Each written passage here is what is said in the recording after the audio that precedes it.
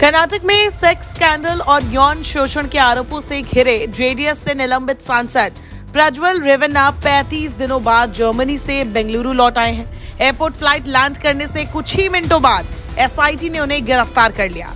प्रज्वल 27 अप्रैल को बेंगलुरु से जर्मनी भाग गया था। दरअसल चुनाव के बीचों बीच कर्नाटक के नामी परिवार के बेटे और मौजूदा सांसद का नाम सेक्स स्कैंडल में ऐसे फंसा कि दक्षिण से लेकर दिल्ली तक भूचाल आ गया। तब बवाल और बढ़ गया जब आरोपी प्रज्वल रेवन्ना देश छोड़कर जर्मनी भाग गया। कर्नाटक की सिद्धारमैया सरकार ने केंद्र सरकार को कई पत्र लिखे और फिर उसके बाद इंटरपोल ने रेवन्ना के खिलाफ ब्लू कॉर्नर नोटिस जारी किया था। प्रज्वल को महिला पुलिस कर्मियों की एक टीम जीप से सीआईडी ऑफिस लेकर पहुंची, जिसके बाद उन्हें रात भर सीआईडी ऑफिस में ही रखा गया। जानकारी के मुताबिक एसआईटी की टीम एयरपोर्ट से 2 सूटकेस भी अपने साथ लेकर आई है। प्रज्वल रेवन्ना को मेडिकल टेस्ट के लिए शुक्रवार यानी 31 मई को सरकारी अस्पताल ले जाया जाएगा। उन्हें 24 घंटे के अंदर मजिस्ट्रेट कोर्ट के सामने पेश करना होगा, जहां पुलिस उसकी कस्टडी की मांग करेगी। रिपोर्ट्स के मुताबिक एसआईटी प्रज्वल रेवन्ना की 14 दिनों की कस्टडी की मांग कर सकती है। इसके साथ ही फॉरेंसिक टीम उसका ऑडियो सैंपल भी लेगी, जिससे पता लगाया जाएगा कि वायरल सेक्स वीडियो में आ रही आवाज प्रज्वल की है या नहीं। बता दें, प्रज्वल ने भारत आने से पहले ही 29 मई को सेशन कोर्ट में अग्रिम जमानत याचिका दायर की थी। चूंकि अब उन्हें गिरफ्तार कर लिया गया है, इसलिए अब ये तकनीकी तौर पर उनकी जमानत याचिका हो गई है। इस पर शुक्रवार को सुनवाई होनी है।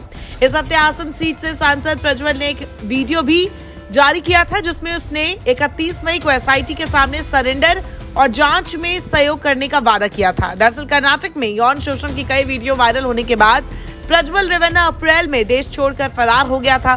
हासन सीट पर 26 अप्रैल को दूसरे चरण में मतदान हुआ था। काफी सवाल उठे कि देवेगौड़ा ने ही अपने पोते को भगाया है। केंद्र की मोदी सरकार पर भी कई आरोप लगे। हालांकि एसआईटी के अनुरोध पर इंटरपोल ने रेवन्ना के खिलाफ बीते दिनों ब्लू कॉर्नर नोटिस जारी कर दिया और इसके बाद रेवन्ना के पास छुपने के रास्ते बंद हो गए। बता दें, रेवन्ना पर कई गंभीर आरोप लगे हुए हैं। उस पर महिलाओं के साथ रेप करने का आरोप तो है ही, उसके साथ ही साथ उन्हीं पीड़ित महिलाओं को ब्लैकमेल करने का भी आरोप लगा हुआ है। इस मामले में उसके पिता भी एक आरोपी है, लेकिन कुछ दिन पहले ही उन्हें जमानत दे दी गई। इस मामले में रेवन्ना सबसे पहले तब फंसा था जब उसकी घर की नौकरानी ने ही उस पर और उसके पिता पर यौन शोषण का गंभीर आरोप लगा दिया था। उसके बाद तो कई महिलाएं सामने आई और रेवन्ना के राज खुलते चले गए। इसके ऊपर कुछ ऐसे कथित वीडियो भी सामने आए जिसने रेवन्ना की मुश्किलों को और बढ़ा दिया। इस केस की वजह से बीजेपी भी चुनावी मौसम में बैकफुट पर आ गई थी, क्योंकि कर्नाटक में जेडीएस का उसके साथ गठबंधन था।